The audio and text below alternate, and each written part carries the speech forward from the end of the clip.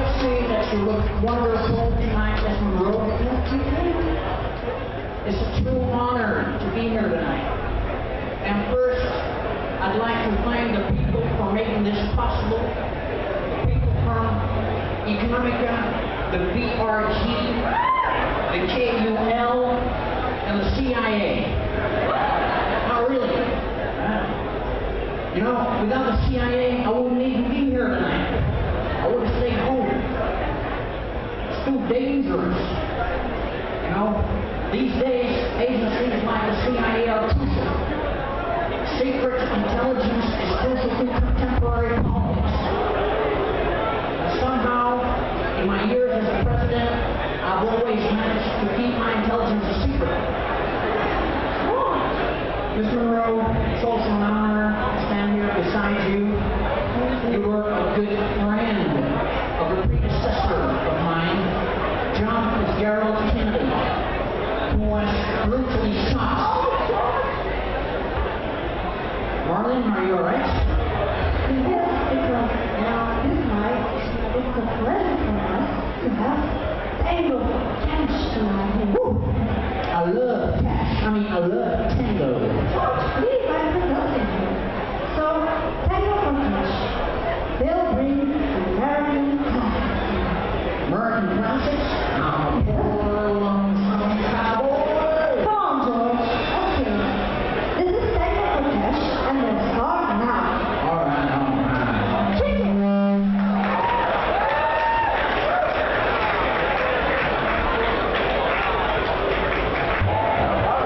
We're gonna do some easy. Think it's a German march.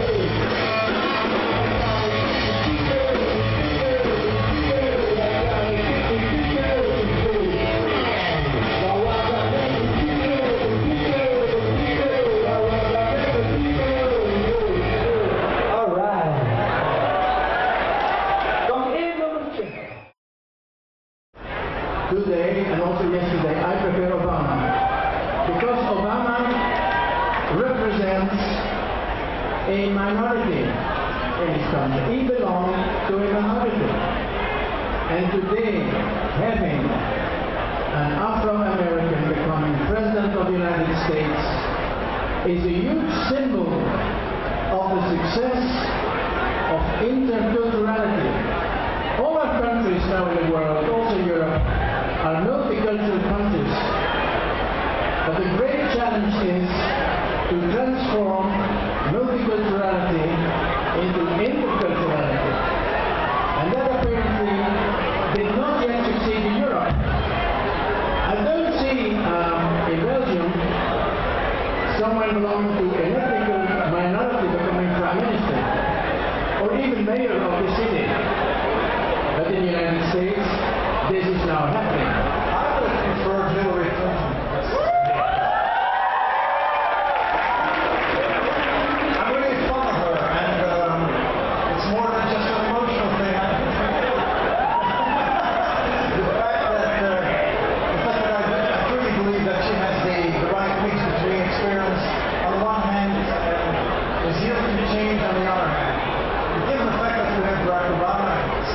is coming from me, it's quite clear that I would prefer Barack Obama.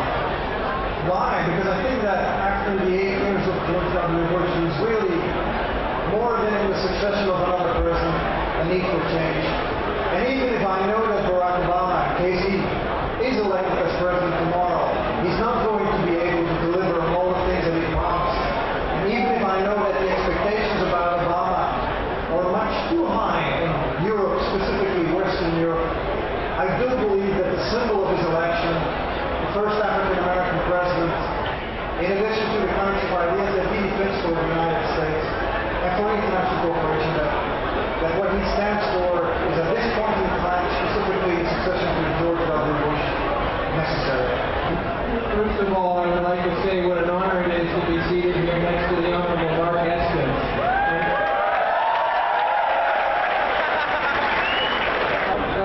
Whether or not tomorrow morning we have elected our first African-American president, whether we elected a 72-year-old partially disabled war veteran as president, whether we've elected a working mother of a child with special needs as vice president, what this election shows is that in America, truly, any person can become president, and I think that's a wonderful thing. And I think it's the strength of our country, and it's why I'm proud to be an American.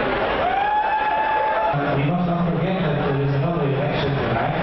That is the election for Congress. And the outcome of that election is also very important in what the next president will be able to do.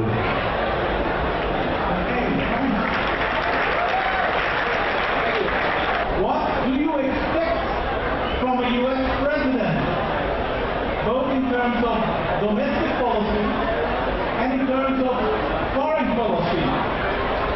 Speaking of foreign policy in particular, what do you expect a U.S. president to do with its relations to Europe, transatlantic relations? Do you feel that the Americans have an understanding that the world sees the United States in a different way post 9/11 due to the fact that they are not anymore the moral authority of the world and they cannot legitimize their foreign policy? Any kind of policy, be it foreign policy or domestic policy, as we face a major challenge, which in fact is a moral challenge, in ethical terms. And what is the challenge? To transform all changes that are happening in our world into real human progress, in more welfare, more justice, all these fundamental values. So we cannot leave it to one country to judge what is right and wrong.